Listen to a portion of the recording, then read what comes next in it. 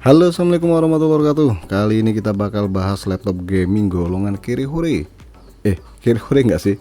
Ntar aja deh, kalian lihat spek detailnya. Laptop ini bisa diajak bermain game GTA 5, Valorant, Genshin, PES 2024, Warzone, lancar jaya. Nggak percaya? Tonton aja sampai akhir video. Biar nggak sia-sia, terlebih lagi ini udah akhir 2023 ya. Yang baru mampir, monggo bantu naikkan channel ini dengan cara tekan tombol subscribe, like, atau kalau nggak keberatan tekan tombol thanks. Isi kelasnya.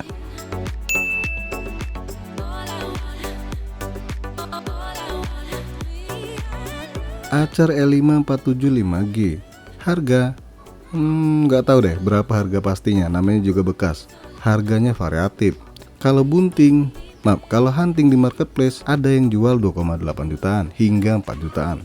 Dan jelasnya tergantung kondisi barang, apa masih oke banget, udah upgrade, atau hancur banget. Tapi kalau hancur banget enggak lah ya, ngapain dijual kalau hancur. Salah satu kekurangan yang cukup dirasakan di laptop ini hanyalah di resolusi layarnya yang tergolong kecil, yaitu 1366 x 768. Padahal laptop terkini itu rata-rata resolusinya udah di 1080p. Kalau kalian pakai edit video resolusi 768p, itu berasa sesek banget ya. Workspace-nya itu sempit banget. Tapi ada untungnya loh kalau resolusinya sekecil ini. Tapi nanti deh dibahas di akhir video. Untuk kelebihan laptop ini udah ada slot M2 NVMe, sama masih adanya DVD-ROM. Ya biar kata teknologi tua yang mulai dilupakan, gini-gini masih dipakai juga loh kalau usahanya percetakan. Oke, langsung aja kita bahas produk satu ini.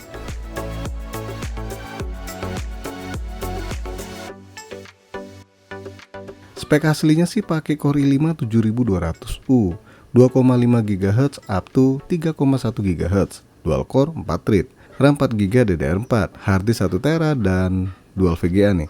Intel sama Nvidia 940MX 2 GB DDR5 64 bit. Nah, laptop yang saya pakai buat uji coba kali ini RAM-nya udah ditambah nih, total 12 GB, 8 GB plus 4 GB. Bisa bos. Ya tetap bisa jalan kok mode dual channelnya. Untuk Windows sendiri pakai Windows 10 versi terbaru tentunya. Dan di sini saya menambahkan SSD NVMe 40500 GB sebagai tempat sistem operasi. Sedangkan gamenya sebagian ditaruh di SSD, sebagian di harddisk. Nah, untuk driver yang saya gunakan jelasnya driver terbaru nih, baik VGA Intel maupun Nvidia, biar lebih jos gandos. Langsung aja deh disimak hasil kemampuan editing maupun gaming di laptop lawas ini.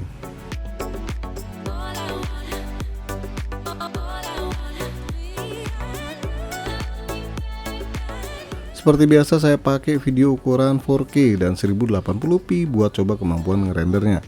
Dan saya pakai Premiere 2021.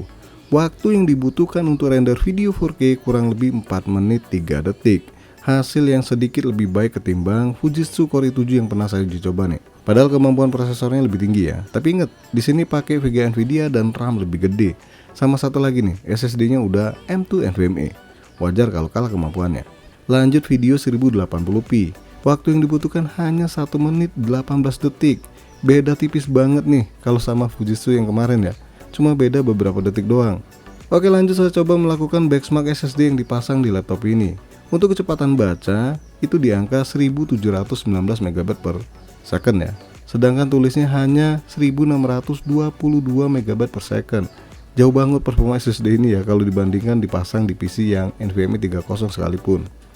Yang mana sih aslinya untuk bacanya itu angkanya di atas 3000-an ya, dan tulisnya di atas 2000-an. Tapi ya better than SATA dong. Inggris sedikit. Intinya lebih baik ketimbang pakai SSD SATA atau malah harddisk. Untuk hasil Cinebench R15 sama R23, Blender dan juga 3D Mark, monggo lihat aja sendiri ya. Ya jelasnya sesuai dengan harganya.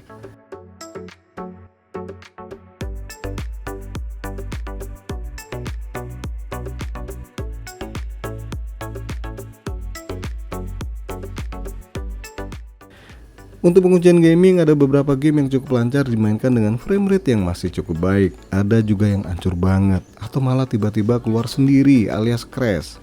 Kita bahas yang lancar jaya dan mempesona tanpa harus melukai jiwa.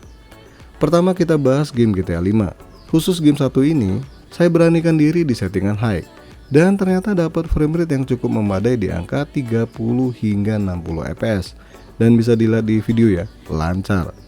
Lanjut, Dota 2 settingan low 768p. Di game ini pun masih tergolong lancar jaya.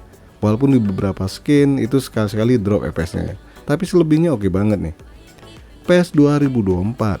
Biar kata dinilai jelek di semua lini, cuma RAM doang yang bagus ya.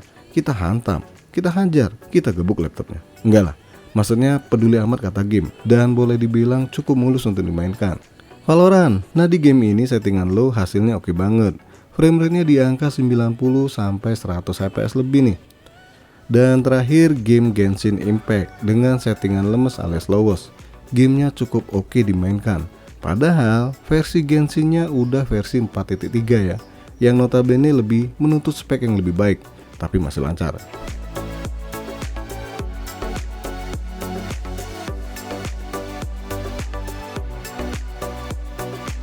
Sekarang kita bahas beberapa game dengan frame rate yang cukup rendah nih.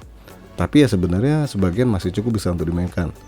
Pertama, game Warzone 2.0. Ini udah paling low ya, cuma resolusinya tetap dipertahankan. Dan biarpun sering banget di bawah 30 fps, tapi masih cukup bisa menghibur nih. Forza Horizon 5. Di game ini bagusnya sih di settingan very low. Saya malah kepilih low lagi. Tapi ya udahlah. Sorry masuk angin. Di low aja udah cukup baik nih. Biarpun frame rate-nya cuma nembus di angka 23 fps, masih cukup lancar. Untuk game Far Cry 6 hasilnya nggak beda jauh dengan Forza. Ini pun settingannya udah mengaktifkan FSR mode. Di pilihan balance tetap juga dapat 24 fps. Watch Dogs Legion. Ini sih hancur banget ya.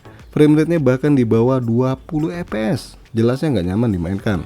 Dan terakhir dua game online, Apex Legends sama PUBG ya. Untuk Apex Legends awal dimainkan itu lancar. Tapi setelahnya ya keluar sendiri nih. Nggak kuat kali ya, gajinya cuma 3 juta per bulan. Itu berita apaan ya? Dan untuk PUBG, biarpun bisa masuk dalam permainan nggak asik banget.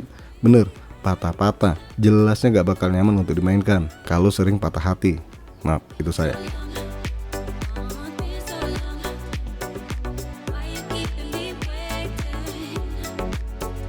Kesimpulannya, laptop ini masih bisa bergaming ria di sebagian game. Ketolong sama resolusi layar yang cukup rendah. Coba kalau resolusinya 1080p nih, Nvidia 940MX pastinya ngos-ngosan banget. Untuk harga sendiri, kalau harganya udah di angka 2 jutaan, ini udah oke banget ya. Tapi andai pun di angka 3 jutaan, dengan kondisi udah upgrade RAM sama SSD, masih oke juga.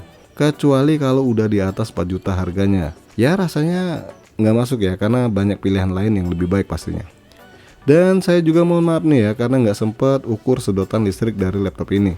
Malum, suka lupa. Cuma sempat lihat suhunya yang cukup mengkhawatirkan nih. Karena pas gaming kebanyakan di angka 80 hingga 100 derajat. Tapi wajar juga sih, mau laptop baru sama bekas, kalau diajak bergaming ria, suhunya pasti tinggi nih. Saran saya kalau beli bekas, kalau memang sekiranya boleh dibongkar aja deh. Ganti pasta yang lebih baik, biar performa laptop bisa lebih baik lagi.